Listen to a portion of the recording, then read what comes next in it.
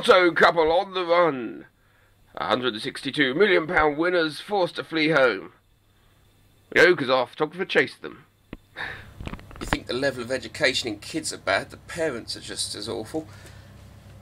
Just had little girl in, pound in her hand, asked her dad, could she afford Maltesers, which are 58p.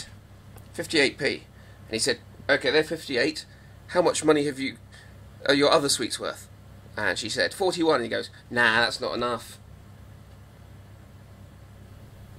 So I suppose with me being a newsagent, you want to know what it is that people have started buying instead of the news of the world. Well, let's see. First of all, we've got the Mirror. Sold a few extra of those, but that is mostly because Mum sent mirrors out on the paper rounds to everyone who had previously been having a news of the world. She did send them a letter halfway through the week telling them that we'd be doing this, and so far no one's complained, which basically means that people do what they're told and take the path of least resistance. But for people actually coming into the shop and buying, it's a different story. The Mirror really hasn't sold that well. On the other hand, the ones that have done, the People's picked up a few readers. The real runaway winner has been the Star, with a couple going to the Sunday Sport. But mostly, today's winner seems to be the Star.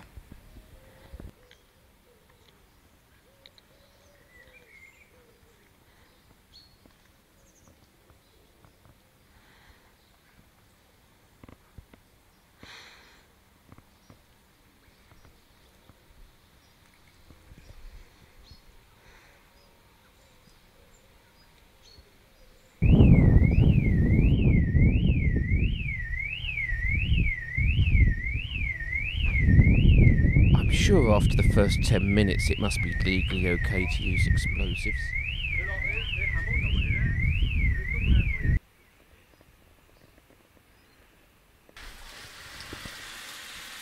So, watering the tomatoes with one hand, reblogging with the other.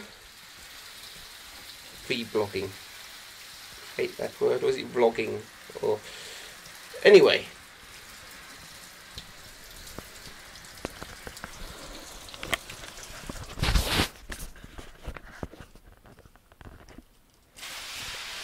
So I didn't get to watch the Murdoc appears before the select committee big fight yesterday, and I think I may have found it disappointing if I had. I listened to bits of it on the BBC website this morning and thought that actually they were all a bit wussy. Now, I'm not saying they should have gone for him like a rabid pack of dogs, because, well, that wouldn't have served anyone. But it did seem like they leapt to the conclusion already that he was, for the most part, innocent. And they really didn't ask him the right questions in the right way. So here's what they said and what they should have said. What they did say was, so Mr. Murdoc, you accept... So Mr. Murdoc, you accept that you were lied to. Oh, sorry. So Mr. Murdoc, you accept that you were misled.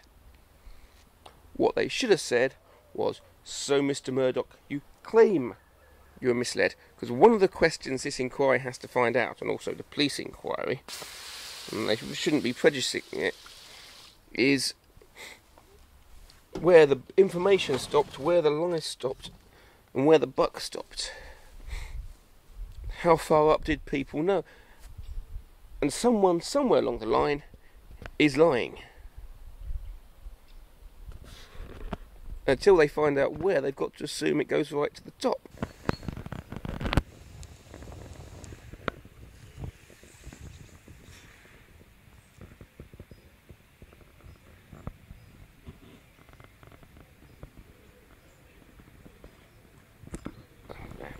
Another question they should have asked, two questions they should have asked, is this. Mr. Murdoc, when News International brought up large interests in America, it was required that he take on American citizenship so that he could run major newspapers and major TV companies there. They should have asked Mr. Murdoc if he thought that was acceptable and reasonable. And if he said, yes, it was reasonable that America demands you have American citizenship before owning more than 25% of any media company over there, they should ask him, is it therefore not reasonable that Britain demand the same?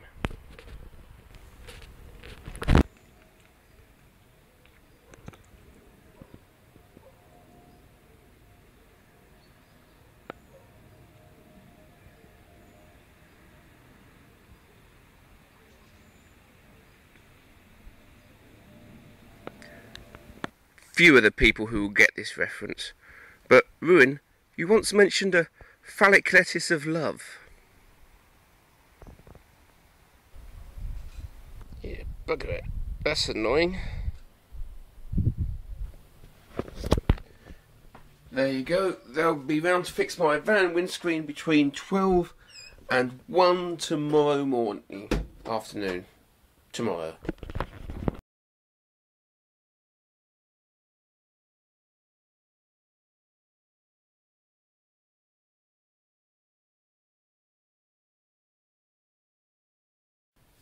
Doing a lot of scanning today.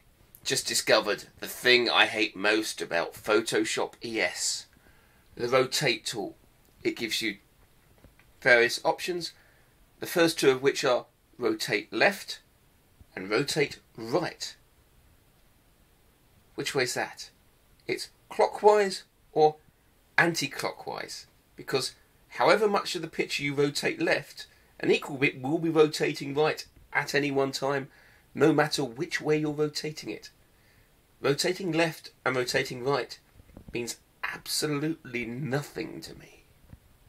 Well, it was £60 on the windscreen because I only had to pay the excess on that. This, however, is a mechanical breakdown of sorts. Or to put it another way, my exhaust pipe seems to have come in too, and I suspect this is going to cost me a good deal more. Why this thing always seems to happen just when I'm planning a road trip, I've no idea.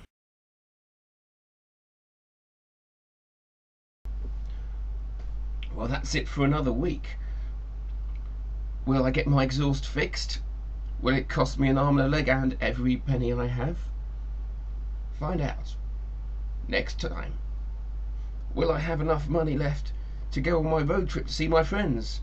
Find out in a couple of episodes' time, because that's in a couple of weeks to go. And do I need a shave? Yes. See you later.